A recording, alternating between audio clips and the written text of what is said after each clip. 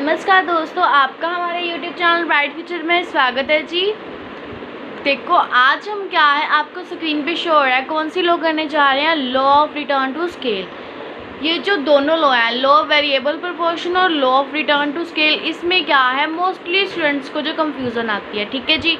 तो अगर आप इस वीडियो में आए हैं इस लॉ को क्लियर करने के लिए, तो आपकी जो चॉइस है बिल्कुल राइट है। आपको क्या है वीडियो पूरी सुननी है। वैसे तो आपको कोई डाउट नहीं आने वाला है, फिर भी बाय चांस आपको कहीं पे कुछ लगता है डाउट वाला, तो आपको क्या है कमेंट सेक्शन में जाके कमेंट करना है, ठीक है। मैं आपको आपके क्वेश्चन का आंसर ज़रूर दूंगी, ठीक है। और लो आपको पूरी सुननी है, क्योंकि अगर आप हाफ छोड़ेंगे और हाफ देखेंगे तो क्या है इससे आपको कंसेप्ट बिल्कुल भी क्लियर नहीं हो पाएगा, ठीक है। तो मेरी सजेशन है आगे आपको जैसे करना आप कर सकते हैं। अगर आप पूरी देखेंगे बिल्कुल आपको तो कम समय लगेगा, लेकिन क्या है कंसेप्ट अच्छा क्लियर हो जाएगा, ठीक है जी। तो आपको क्या है आज की जो हमारी लॉ है हम स्टार्ट करते हैं। कौन सी है? Law of return to scale. कौन सी लॉ है? Law of return to scale, ठीक है। अब law of return to factor अगर आपने नहीं देखी, अगर देखना चाहते हैं तो चैनल में अपलोडेड है ऑलरेडी, तो वो क्या है आप देख सकते हैं। तो आप क्या देख सकते हैं, ठीक है जी। In long run all factors of production becomes variable, no factor remain fixed। जब हम लॉन्ग रन मतलब हम लंबे समय की जब बात करते हैं ना, उसमें कोई भी फैक्टर होते हैं, जो भी तत्व हम यूज़ करते हैं अपनी प्रोडक्शन में, जो चीज़ें हम काम में लाते हैं उनको हम बोलते हैं फैक्टर्स ऑफ प्रोडक्शन। उत्पादन में काम आने वाले सभी तत्वों को हम क्या बोलते हैं? फैक्टर्स ऑफ प्रोडक्शन, ठीक है। तो सारे के सारे जो फैक्टर होते हैं क्या होते हैं? वेरिएबल फैक्टर्स कौन से होते हैं? वेरिएबल होते हैं बदलाव। वेरिएबल का मतलब है बदलाव। वो फैक्टर, वो तत्व जिनमें बदलाव लाया जा सके, वो होते हैं हमारे वेरिएबल फैक्टर्स, ठीक है जी। लंबे समय में देखिए, अगर आप अपने घर पे भी कोई मशीन खरीदते हैं या कोई भी चीज़ खरीदते हैं, देखिए अगर हम छोटे 1 साल की बात करें, 2 साल की बात करें, छोटा समय है, उसमें वो आपके पास चीज़ रहेगी। अगर आप टीवी खरीदते हैं, हम टीवी की एग्जांपल ले लेते हैं, या एलईडी की, जो भी आप एग्जांपल लेना चाहेंगे। टीवी खरीदते हैं, देखिए आपने न्यू लिया, 1 साल, 2 साल, 3 साल, 4 साल आपका टीवी अच्छा चल रहा है, ठीक है। उसके बाद आपका टीवी ख़राब होने लग गया, और ऊपर से उसके बाद आ गई एलसीडी, एलईडीज़, मतलब बहुत सारी और चीज़ें आ गई। तो क्या हुआ कि आपकी जो क्या है चॉइस चेंज होगी। आपका टीवी ख़राब हुआ, आपने सोचा अब टीवी को ठीक कराने से अच्छा हम नई चीज़ ले लें, साथ में नई हमारी चीज़ बन जाएगी। देखिए आपने पहले 3-4 सालों में आपके जो टीवी में आपने बदलाव करने के बारे में नहीं सोचा, बट लंबे समय में 6 साल 7 साल के बाद आपने सोचा कि आपको चेंज लाना चाहिए, बदलाव आपको लाना चाहिए। तो अब लंबे समय के बाद अपने टीवी को बदल रहे हैं। वैसे ही हम जब भी उत्पादन करते हैं तब भी सेम ऐसे ही होता है। हम एक बार तो मशीन नहीं खरीदते हैं, उसे 3 साल 4 साल 6 साल 7 साल निकाल लेते हैं। पर क्या है जब ज़्यादा समय 10 साल 20 साल के बाद क्या है, एक तो नई टेक्निक आ जाती है। नई तकनीक की आने से वजह से हमारी जो प्रोडक्शन है उसमें जो है बढ़ जाती है प्रोडक्शन। नई मशीन की हेल्प से अगर हम प्रोडक्शन करेंगे तो उसी के साथ ही नई मशीन चलेगी भी अच्छी। तो आप क्या है 10-20 सालों के बाद अपनी मशीन ज़रूर चेंज करेंगे, पर आप छोटे समय में भी ये बिल्कुल नहीं सोचते हैं कि आपने मशीन चेंज करनी है, क्योंकि आपने ऑलरेडी नई मशीन ले रखी है, ठीक है जी। तो अब आप देखिए, तो उसी तरह हम इसमें बात करते हैं कि लंबे समय में कोई भी जो तत्व है वो क्या है सेम नहीं रहता, मतलब एक ही नहीं रहता। हम क्या है उसमें बदलाव ले आते हैं, ठीक है। In this period production of a commodity can be increased by increasing all the factors in same proportion. हम क्या है अपने उत्पादन को बढ़ा सकते हैं, कैसे? अपने जो तत्व हैं उनको बढ़ाकर एक ही प्रपोर्शन में। एक ही प्रपोर्शन का मतलब है अगर हमने 2 यूनिट्स क्या हैं नई मशीनें ली हैं, तो 2 ही हम उसमें वर्कर्स लगाएंगे, लेबरर्स लगाएंगे, मजदूर लगाएंगे, ठीक है जी। The scale of increase in same proportion. तो क्या है स्केल? अब स्केल ऑफ प्रोडक्शन क्या होता है? स्केल ऑफ प्रोडक्शन होता है उत्पादन करने की क्षमता, किसी भी फैक्ट्री की या इंडस्ट्री की उत्पादन करने की जो क्षमता है उसको हम बोलते हैं स्केल ऑफ प्रोडक्शन। तो स्केल ऑफ प्रोडक्शन कैसे बढ़ता है? उत्पादन करने की जो क्षमता है वो कैसे बढ़ेगी? जब हम अपने तत्व बढ़ाएंगे। ठीक है जी।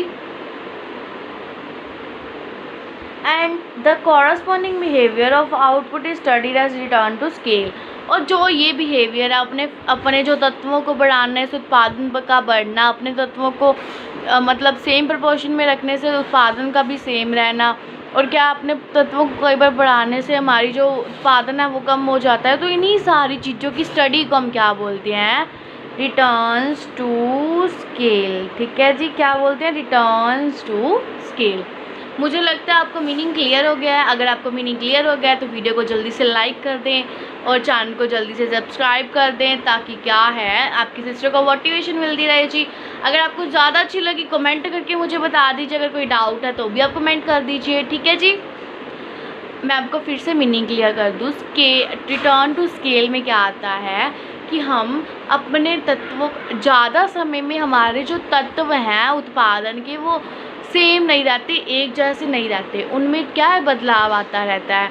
तो कई बार बदलाव आने से उत्पादन बढ़ जाता है, कई बार बदलाव आने से उत्पादन सेम रहता है, कई बार बदलाव आने से उत्पादन कम हो जाता है। तो इन चीज़ों की स्टडी को क्या बोलते हैं? हम रिटर्न टू स्केल बोलते हैं। अच्छी, अब इसके 3 एस्पेक्ट्स हैं। 3 aspects of return to scale: increasing return to scale, constant return to scale और diminishing return to scale. Increasing में हमारा उत्पादन बढ़ेगा, कांस्टेंट में हमारा उत्पादन सेम रहेगा, डिमिनिशिंग में हमारा उत्पादन हमारे तत्व की क्वांटिटी से कम रह जाएगा। ठीक है जी। इनको भी हम स्टडी करते हैं क्योंकि हमने क्या है पूरी लॉ डिस्कस करनी है जी।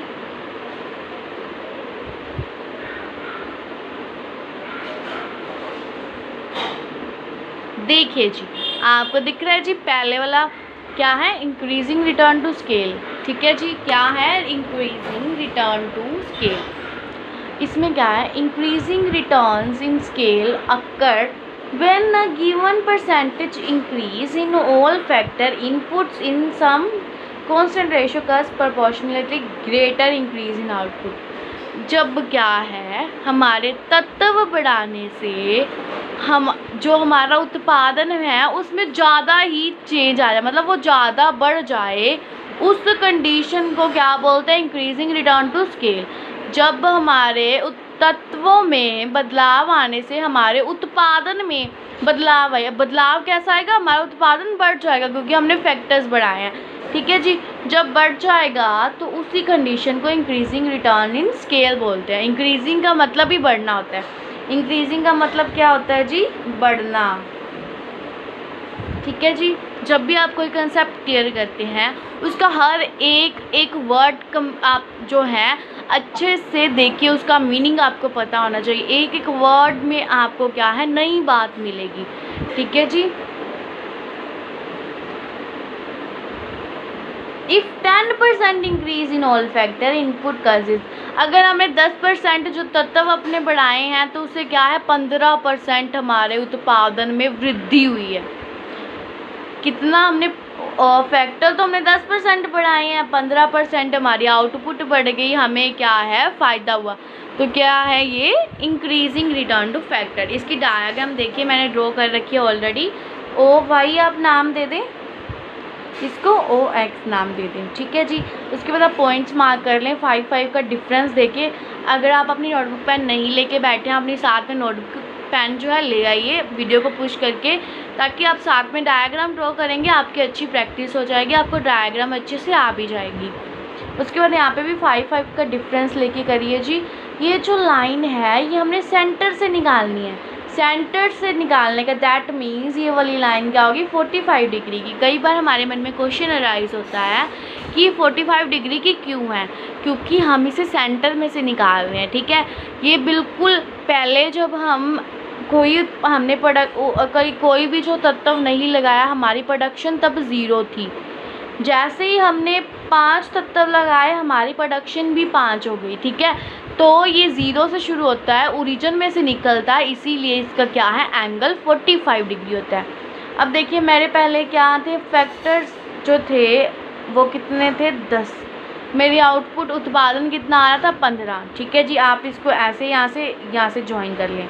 उसके बाद जब मैंने अपने फैक्टर्स कर दिए 15, लाइन लगा लीजिए ऐसे पेंसिल और स्केल की हेल्प से, तब मेरा उत्पादन हो गया जी 30। देखिए मैंने इतने फैक्टर्स बढ़ाए, मेरी आउटपुट इतनी बढ़ गई। आप मेरी लाइन की मेज़रमेंट देख सकते हैं, ये वाली छोटी है, ये वाली बड़ी है। मेज़रमेंट देख के आप बता सकते हैं हमारी जो क्या आउटपुट, देखिए इधर वाली साइड पे शो होता है आउटपुट, मतलब हमारा जो उत्पादन है उसमें क्या है, बढ़ोतरी हुई है। ठीक है जी, मुझे लगता है आपको वीडियो अच्छी क्लियर हो रही है। अगर आपने वीडियो को लाइक नहीं किया है, चैनल को सब्सक्राइब नहीं किया है, तो जल्दी से क्या है लाइक कर लें और सब्सक्राइब कर लें और बेल आइकन प्रेस कर लें, ताकि क्या है आपसे कोई वीडियो मिस ना हो जाए। इकोनॉमिक्स के टॉपिक्स की आपको जो अच्छी नॉलेज मिलती रहनी चाहिए, चाहे आपको टॉपिक आता है तो, बट क्या है रिवीजन सेक्शन लेना ज़रूरी होता है। हर जो बंदे की अपनी अपनी जो है नॉलेज होती है, तो आप उसकी नॉलेज लें, थोड़ी अपनी नॉलेज, हर किसी की नॉलेज को ग्रैब करें, तो आपकी नॉलेज देखिए उससे भी ज़्यादा हो जाएगी। ठीक है जी, जल्दी जल्दी बेल आइकन प्रेस कर लें, सब्सक्राइब भी कर दें। ठीक है जी, उसके बाद हमारा आता है constant returns to scale. Constant होता है एक जैसा रहने वाला। ठीक है, मैं साथ में इसलिए लिख रही हूँ ताकि क्या है, कई बार लिखी हुई चीज़ हमारे मन में बैठ जाती है, तो हमें क्या है वो चीज़ कभी भी नहीं भूलती है। Constant return to scale. Constant return का क्या मतलब है? कांस्टेंट का मतलब है हमारे जितना हमने क्या है अपने तत्व बढ़ाए हैं, उतनी हमारी उत्पादन बढ़ेगी। जैसे हमने इसमें देखा था, हमने 10% अपने जो तत्व बढ़ाए, 15% हमारी प्रोडक्शन हो गई थी, उत्पादन हो गया था। इसमें जितना हम बढ़ाएंगे उतना ही रहेगा, उतना ही हमारा उत्पादन बढ़ेगा। Constant return to a scale occurs when a given percentage increase in all factor inputs all causes equal percentage increase in output। जितना हमने अपने फैक्टर्स बढ़ाए हैं, अपने तत्व बढ़ाए हैं उत्पादन के, उतना ही क्या है हमारी उत्पादन भी उतना सेम क्वांटिटी में बढ़ेगा। ठीक है जी, सेम क्वांटिटी, वर्ड याद रखना, एक ही क्वांटिटी में, चेंज नहीं है। अब जैसे 10% मैंने बढ़ाए हैं अपने फैक्टर्स, ठीक है, 10% ही मेरा उत्पादन बढ़ेगा। जितना मैंने उत्पादन बढ़ाया है उतना ही मेरा क्या है, जितने मैंने फैक्टर्स तत्व बढ़ाए हैं उतना ही मेरा उत्पादन बढ़ेगा। वैसे ही डायग्राम आप अपनी कॉपी पे ड्रॉ कीजिए। इसको यहाँ पे एक लाइन लगाइए, इसे बोलते हैं वाई एक्सिस। ये कौन सी लाइन होती है? Vertical line. ओ वाई इसको नाम दे दीजिए, ओ एक्स नाम दे दीजिए। क्या होता है जी इसका नाम? हॉरिजॉन्टल लाइन को क्या बोलते हैं? X axis. वैसे ही 45 डिग्री की एक लाइन आपको निकालनी है बीच में से। जब मैं फैक्टर्स 10 लगा रही हूँ, मेरा उत्पादन भी 10 यूनिट हो रहा है, मैंने बढ़ा दिया 20 कर दिया। ठीक है जी, 20 कर दिया, उत्पादन भी 20 यूनिट होने लग गया। मैंने 20 यूनिट, पहले 10 यूनिट था, उत्पादन भी 10 यूनिट था। जब फैक्टर्स 20 यूनिट हुए तो उत्पादन भी 20 यूनिट हो गया। अब देखिए ये वाला और ये वाला सेम एरिया है, मतलब जितने मैंने इसमें बढ़ाया उतना ही इसमें बढ़ गया, मतलब सेम चेंज आया, कांस्टेंट चेंज आया है। ठीक है जी, कांस्टेंट चेंज आया है, एक जैसा चेंज आया है। उसके बाद हमारे पास आता है diminishing return to a factor या रिटर्न टू अ स्केल। अब diminishing return to a scale क्या होता है जी? Diminishing returns to scale occur when a given percentage increase in all factor input causes proportionately lesser increase in output। कई बार क्या होता है, जितने हम तत्व बढ़ाते हैं ना, उतना ही हमारे उत्पादन में क्या है, बढ़ नहीं पाता, हमारी प्रोडक्शन उतनी नहीं बढ़ पाती। तो उस केस को हम क्या बोलते हैं? Diminishing return to scale. Diminishing का मतलब ही घटना होता है। क्या होता है जी? घटना। ठीक है जी। इफ़ 15% इंक्रीज इन फैक्टर, मैंने 15% क्या है फैक्टर्स बढ़ाए, input causes only 15% increase in factor, 10% increase in output. 15% तो मैंने तत्व बढ़ाए हैं और 10% ही मेरा उत्पादन बढ़ा है जी। मतलब 5% मेरा क्या है, उत्पादन कम है जितने मैंने फैक्टर्स लगाए हैं। ठीक है, अब इसको आप फिगर की हेल्प से देख लेते हैं। OX, ठीक है जी, एक्स एक्सिस वाई एक्सिस, इधर वाली साइड आएगा इंक्रीज इन फैक्टर्स, इधर आएगा इंक्रीज इन आउटपुट। ठीक है जी, वैसे ही लाइन हमारी हमेशा 45 डिग्री के एंगल पे निकलने वाली है।